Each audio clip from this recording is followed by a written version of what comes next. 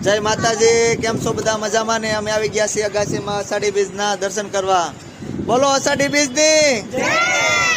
અષાઢી બીજની જય! ભાઈ જો અમે બધા આવી ગયા છીએ અગાસીમાં. તમને કોઈને દેખાય તો કોમેન્ટમાં કહેજો કે ભાઈ અમને દર્શન થયા છે. અમે બધા આવી ગયા છીએ. તમારે કોઈને દર્શન થયા છે? ભાઈ જો દર્શન થઈ ગયા છે ને, પણ એક વાદળું વાડું આવી ગયું છે. અમારે દર્શન કરવા આવ્યા હતા. કેમ છે દાદા? અરે આ બહુ આનંદ છે. અષાઢી બીજના દર્શન કરવા આવ્યો, પણ આજે વાદળા બહુ છે. આ વાદળા ધીમે ધીમે હાલે છે, તો હમણાં દર્શન થાય એવી આશા છે અમારી, અને ભગવાન દર્શન કરાવશે. બોલો અષાઢી બીજની જય! આ મોટી બીજ કહેવાય. આ બીજ 12 બીજમાં માય બીજ ને અષાઢ બીજ, બે બીજ મોટી ગણાય છે. મોટી બીજના દર્શન કરવા મહત્વનું છે. અને આ મોટી બીજના દર્શન કરીને પછી જે સાંભળતા હોય ને, એ વડીલોને પગે લાગજો, હા, અને વડીલોનું માન આપજો. આનું એ મહત્વ હોય છે. આશી વાત છે દાદા. આપણે જો ભાઈ અમે બધા લોકો આવી ગયા છીએ અગાસીમાં બીજ માતાના દર્શન કરવા, પણ એક વાદળું આવી ગયું છે. તમને બતાડું, જોવો મોટું જબર વાદળું વાડું આવી ગયું છે. થોડાક વીડિયાની સાથે રહેજો તો દર્શન થશે 100%. કેમ કે વાદળું બહુ મોટું છે, પણ પવનની સાથે આગળ વયું જશે એટલે દર્શન થશે.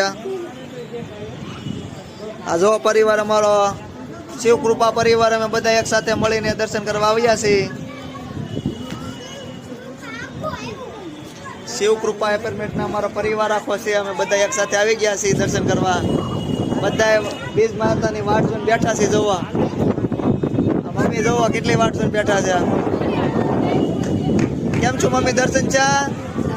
હજી દર્શન નથી છે, પણ થાય છે. દર્શન થાય છે 100%.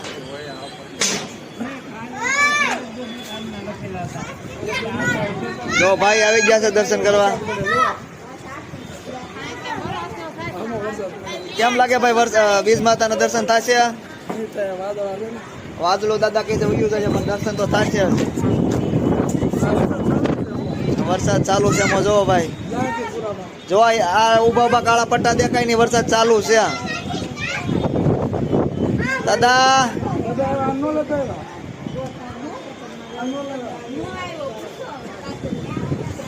વાદળું એક વયું જાય તો દર્શન કરી લઈએ આપણે બીજ માતાના.